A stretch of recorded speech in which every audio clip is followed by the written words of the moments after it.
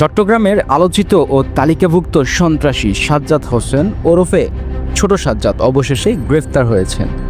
রাজধানীর বসুন্ধরা সিটি থেকে শনিবার 15 মার্চ রাতে তাকে আটক করেছে police.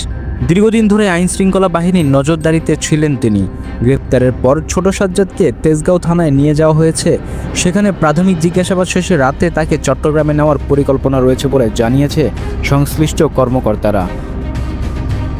CMP Chittagong metropolitan police সূত্র জানিয়েছে তাকে ধরতে একটি বিশেষ দল বেশ কিছুদিন ধরে ঢাকায় অবস্থান করছিল। অবশেষে বসুন্ধরা সিটি থেকে তাকে আটক করা সম্ভব হয়। চট্টগ্রামের হাটহাজারী উপজেলার শিকারপুর ইউনিয়নের মোহাম্মদ জামাল হোসেনের ছেলে সাজ্জাদ হোসেন চট্টগ্রাম নগরীর বায়েজিদ অক্সিজেন চান্দগাঁও এলাকায় ছোট সাজ্জাদ নামে পরিচিত। তিনি বিদেশে পলাতক শিবির ক্যাডার ও কুখ্যাত সন্ত্রাসী সাজ্জাদ আলীর অনুসারী হিসেবেও পরিচিত। ছোট সাজ্জাদের বিরুদ্ধে হত্যা, অস্ত্র, চাঁদাবাজি সহ 10টিরও বেশি মামলা রয়েছে।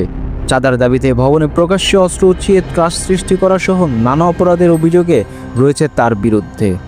গত 17 জুলাই চান্দগাঁও থানা পুলিশ তাকে অস্ত্রসহ গ্রেফতার করেছিল, তবে পরের মাসে জামিনে বেরিয়ে আসে সে। 2023 সালের 21 অক্টোবর বিকেলে চান্দগাঁও থানায় অদূরপাড়ায় চা পানের সময় তাসির নামের এক যুবককে কালো রঙের একটি গাড়িতে এসে প্রকাশ্যে গুলি করে হত্যা করা হয়। নিহতের বাবা থানায় মামলা করলে প্রধান আসামি হিসেবে ছোট সাজ্জাদের নামই উঠে আসে। 2023 সালের 4 ডিসেম্বর চট্টগ্রামের অক্সিজেন এলাকায় ছোট সাজ্জাদকে ধরতে গেলে পুলিশকে লক্ষ্য করে গুলি ছুড়ে পালিয়ে যান তিনি। এরপর থেকেই তার বিরুদ্ধে কঠোর ব্যবস্থা নেওয়ার পরিকল্পনা নেয় আইনশৃঙ্খলা বাহিনী। এবছর জানুয়ারিতে আরও বিস্ময়কর ঘটনা ঘটে। ছোট সাজ্জাদ প্রকাশ্যে ফেসবুক লাইভে এসে বায়েজিদ বোস্তামি থানার ওসিকে পেটানোর হুমকি দেন। এই ঘটনার পরই তাকে ধরিয়ে দিতে পুরস্কার ঘোষণা করে পুলিশ। অবশেষে সব দম্ভ চুম্বার হয়ে গেল। পুলিশের বিশেষ অভিযানের ফাঁদে আটকা পড়লেন তিনি। এখন অপেক্ষা তার বিরুদ্ধে থাকা গুরুতর সব অভিযোগের বিচার কিভাবে হয়।